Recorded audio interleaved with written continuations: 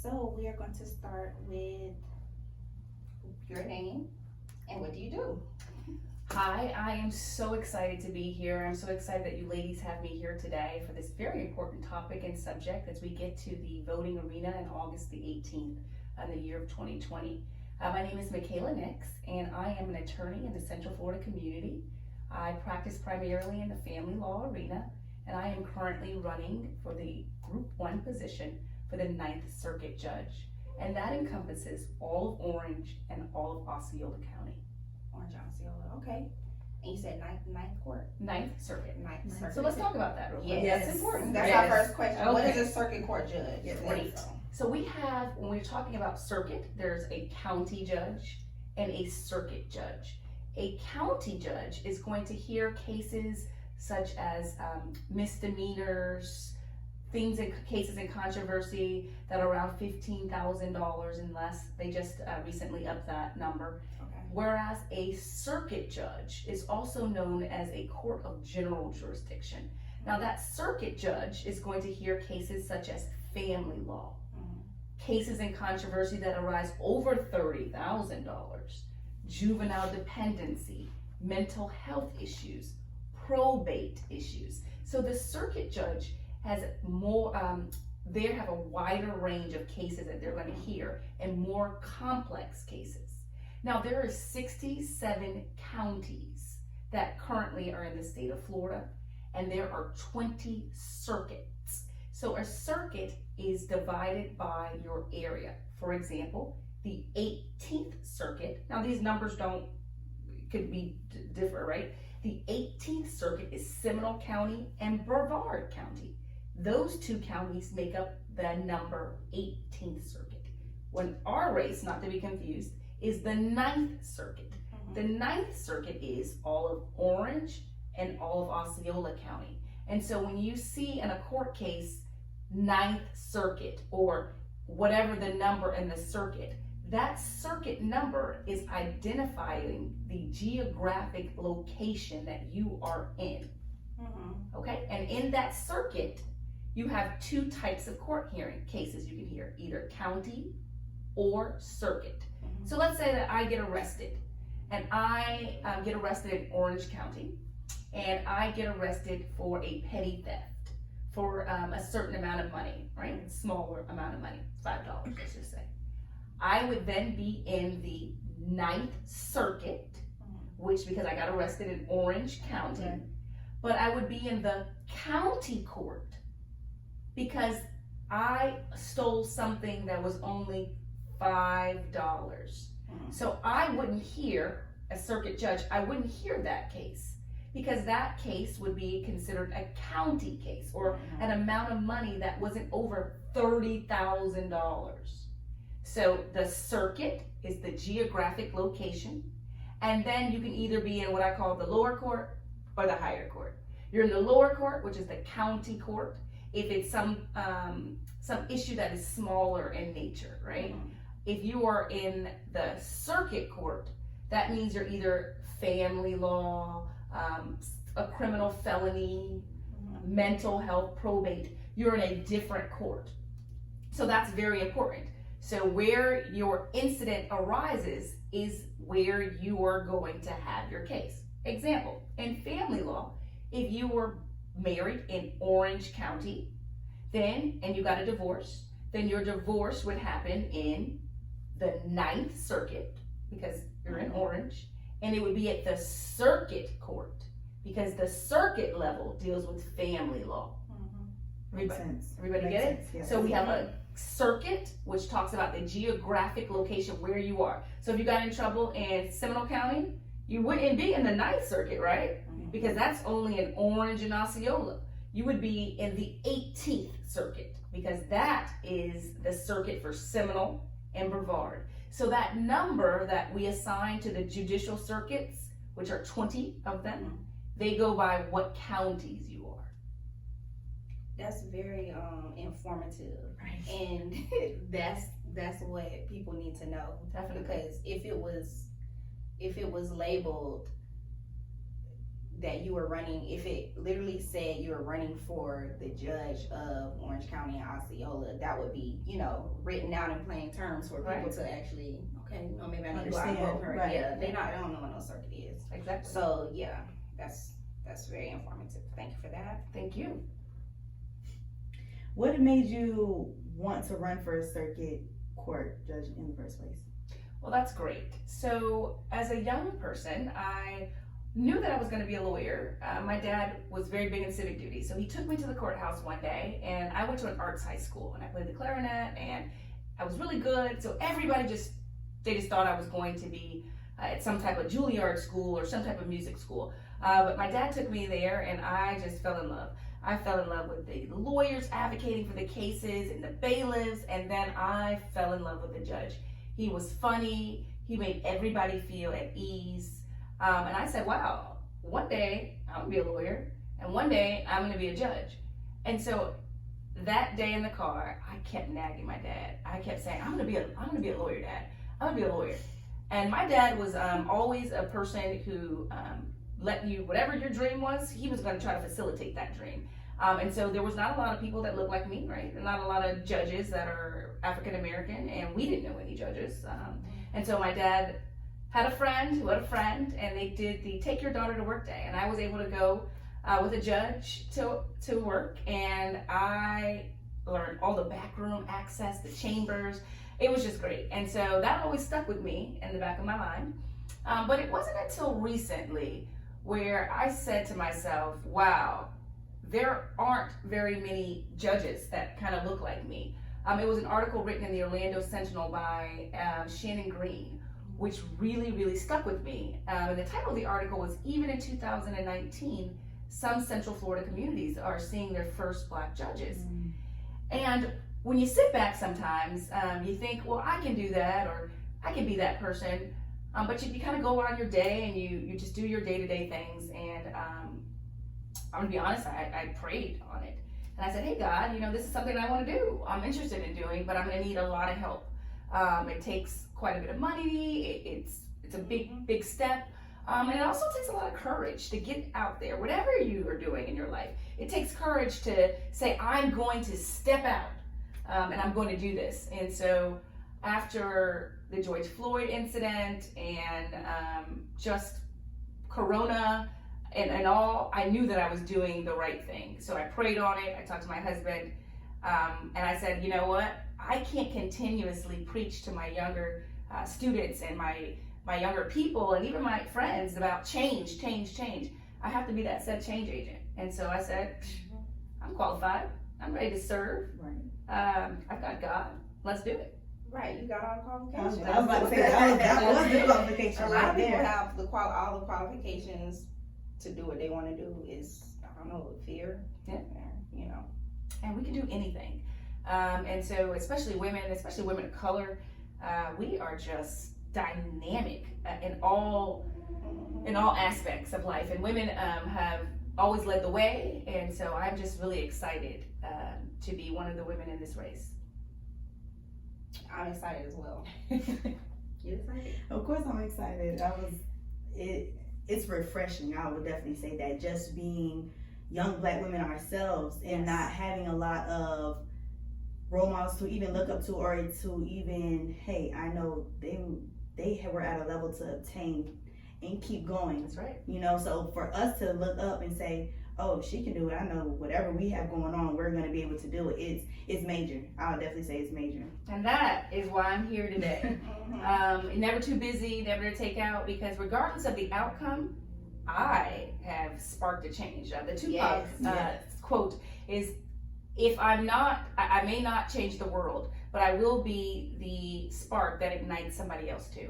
Yes. And I just always live by that rule. And so I have to be here to show you girls that you can do it. Yes. I can't say that you can do it, but then nobody sees it, right? And so I'm here today to let you girls know that you can do it.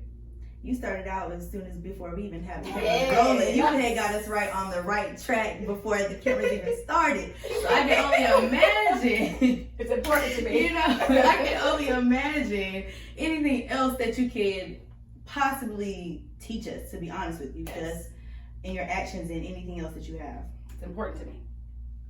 So we want to ask what sets you apart from, you have other running mates, right? One. You have one other running mate. Okay, so what sets you apart from them? Great. So this is an open seat, and that's important, right? That means that there is not an incumbent judge. I'm not taking over a judge who's already been sitting there. This seat is open. And I think that some things that set us apart are, one, dealing with the family law arena. I have touched every area in the courthouse, meaning family law is broad. So when you have issues with families, it leads to domestic violence. So I have practiced in the criminal court.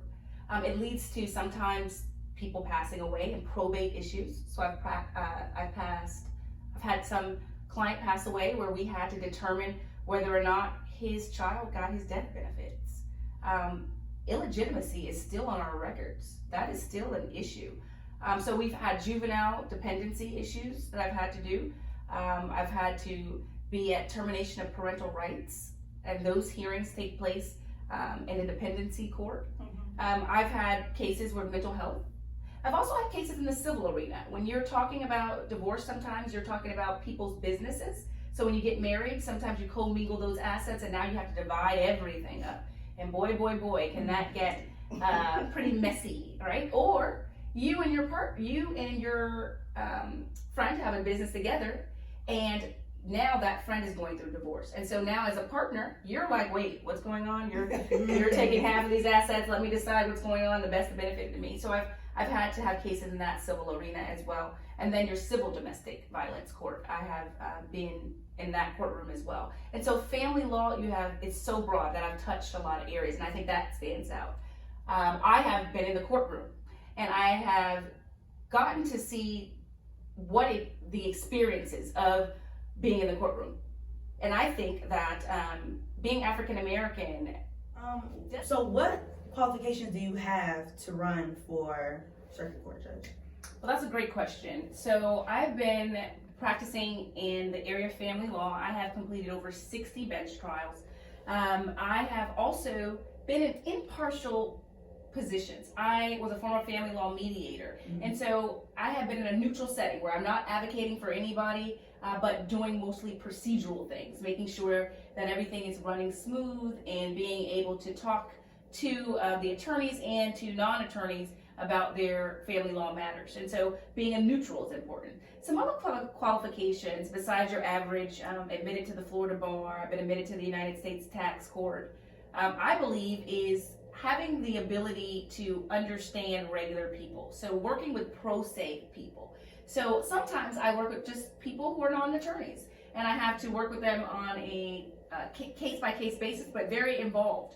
And being able to just know regular people. I don't know the right people, I know people. And I think that is a huge qualification for me, being able to deal with people that come into your courtroom of all types of people and all walks of life.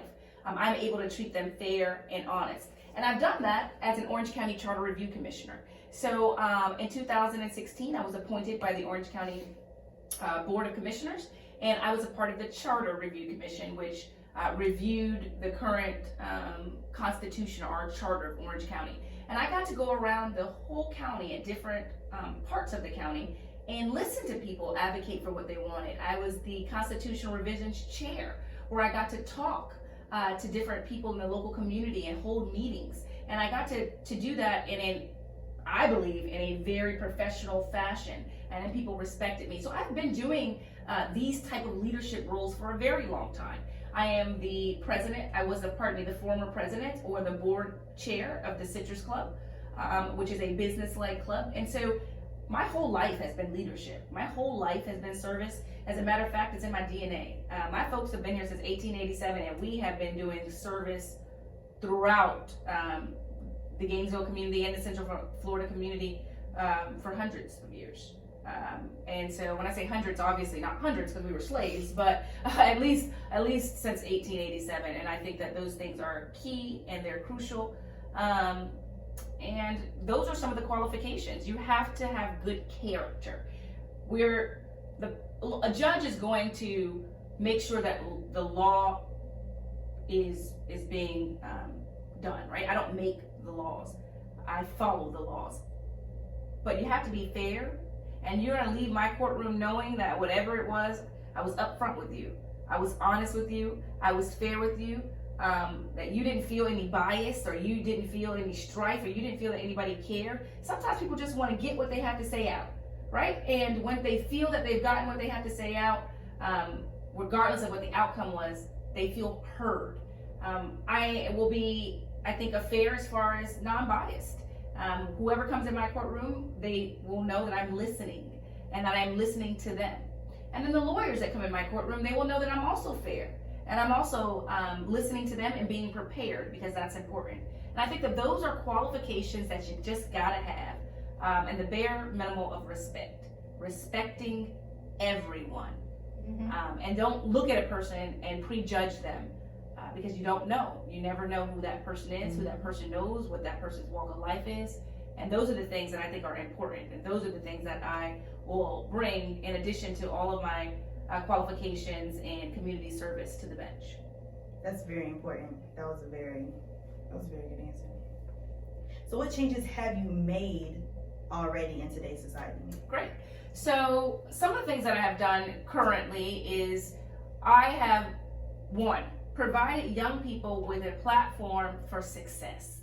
You mentioned when I came in immediately, I started talking about your businesses and how you can be successful, because that is my passion. My passion is service at different levels. So in my earlier years, it was to ensure that people were getting jobs. I told you I opened a staffing agency, and so I wanted to make sure that people were getting jobs. So I helped out on resume building. We did interview preparation, because if you're getting the interview, that means your resume is okay, but that means you need to work on your interview skills. That means if you're not getting that, the courthouse can be a scary place. And so what I am going to change, the one thing that I'm going to try to change, right, is making sure that the courthouse is not scary. The courthouse shouldn't be a terrifying moment. Yes, there are some people who are coming for things that are not the best circumstances, but you can't be frightened to go there. And so what I want is more interaction from the community in the courthouse. Our clerk of court, Tiffany Russell, does a really good job of trying to get people active into the courtroom. But I do want it to go back where kids are coming and seeing the judges, just like I did when I was younger with my dad, and being able to come into the courtrooms. And I want that to happen when the children are smaller, so they're growing not to be afraid of the courthouse, not to be afraid of a judge. The courthouse should be a place for everybody, and that's what I want to bring it back to. That's good. I think that's important in general. So then when even kids, when they are in the juvenile detention or anything, and they're not scared of their life, in the hands of a judge, it's more of, okay, this judge could really help my life, Yes. turn it around. Yes. That's important. And I've seen that. I've seen judges, especially in the juvenile detention center, Judge Alicia Lattimore, an African-American circuit judge who I look up to. When I saw her in the juvenile area, that's what she would do. She would inspire and make sure that kids aren't coming back. And she would say that. And so, again, having small people to look up to is important, that people who look like you. This is. So we're gonna get into a couple of our viewer questions. They had just a few. The first one is, what would you tell people who are watching this and feel like it's not important to vote or have not even registered? What is the most important part of this? People died so you could vote. Literally died. If some person thought it was important, not your grandparents' age, your mom and your dad's age. People who are younger started sitting at counters, got hosed down, got incarcerated, and died to vote less than 40 years ago. How dare you have so much entitlement that you don't feel that you have to continue out your ancestors' back of them, literally the back of them, who gave you an opportunity to vote. There's nothing else I can say, but people died. And now in this time period where felons can vote, we have taken away restrictions. I mean, I've heard so many things in the streets, and when I say in the streets, meaning at hair salons, barbershops, because I am a regular person who goes to these regular venues, and I hear the barbershop talk or the hair talk, and people of all ages and all colors. And I just want to make sure that you know that people died. Women, you weren't even able to vote, right? It was a amendment that had to be made to let you vote.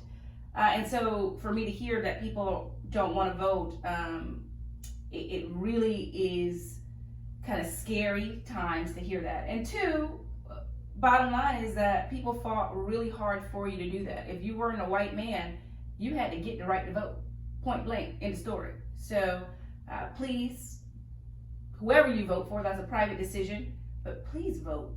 Your vote matters, it counts. And even if you don't think it counts, do it because your mom, your grandma, they didn't have that, right? And some of them fought real hard to do that. Nice. Okay. How do you plan to help young Black people rise to the position that you have done? Great. Number one thing, they have to see you.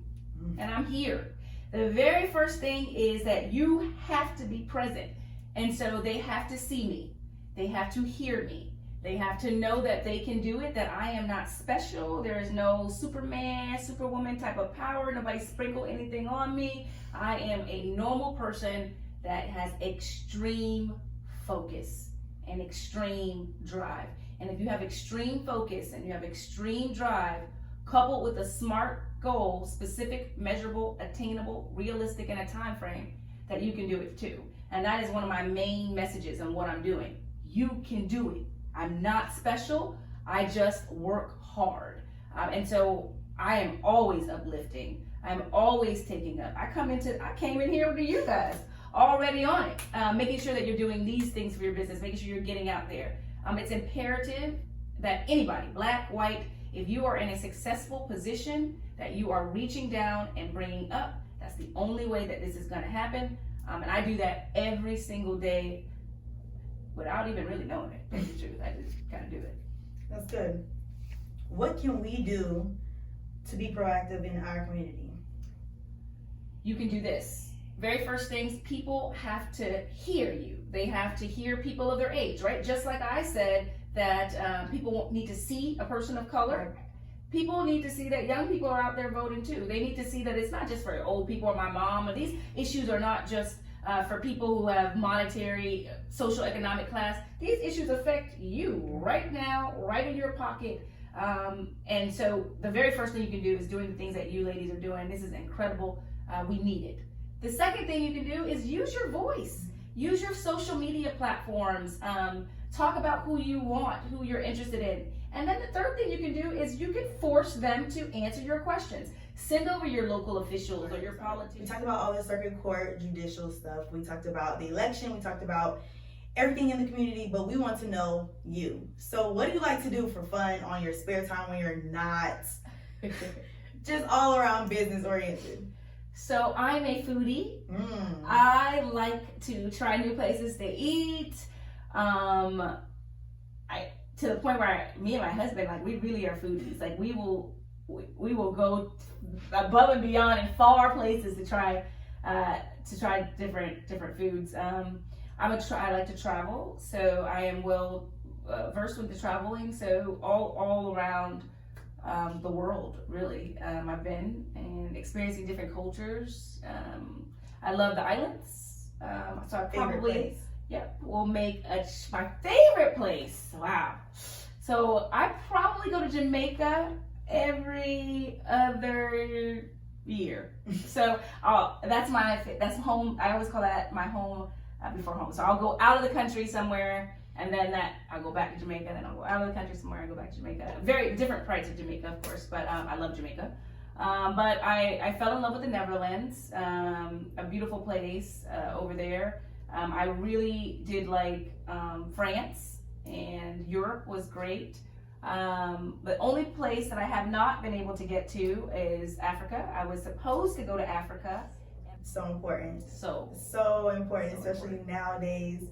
Kids are kids really have the world at their fingertips They do. nowadays, and I am a big advocate for taking your kids everywhere you go. I know, like, my business, I take my son everywhere just so he sees what mommy does, or he experiences people. And I've seen kids not be personable. They don't have, the right speaking skills or anything because they're not around people enough to interact or to even experience. So I feel like, and to experience the right things at that, I feel like that's very important. So I'm a big advocate for that one. It starts at home. You can't expect anybody to teach your children anything. You have to take that strong hold and teach your kids. And then in the African American community, we normally we raise villages as a family. We still have that cultural basis where everybody in your family, and at least me growing up, everybody kind of takes hands on everyone, and I still continue to have that type of ideology with my son as well. It takes a village to raise that child, and so I've talked to you earlier. You're doing an amazing job with your son. I'm very proud. And so continue to do that as well, because the kids are our futures, guys. They're going to be the ones that decide our plans, our futures, our constitutions, our leaders. So very important. Super important. Go Knights. Do you feel pressure running as a Black woman with everything going on right now during this time? So actually, I am proud to be running at this time. My family has been here since 1887. And talking to my dad and just talking to your family, you've heard lots of stories, especially as an African American young woman. And to be here now, to have my ancestors looking at me and saying, wow, you made it. Wow, you've accomplished something that many of us in my family have never done. I don't have any judges in my family. I don't have any lawyers in my family to look to. And so I have never been so proud to be representing the African American community in this race. And so there is no pressure, because we handle pressure very well. As an African American woman, I've dealt with so many types of pressures and so many areas and so many angles, and always succeeded, always came to the front, always came to the top, because that's what we do.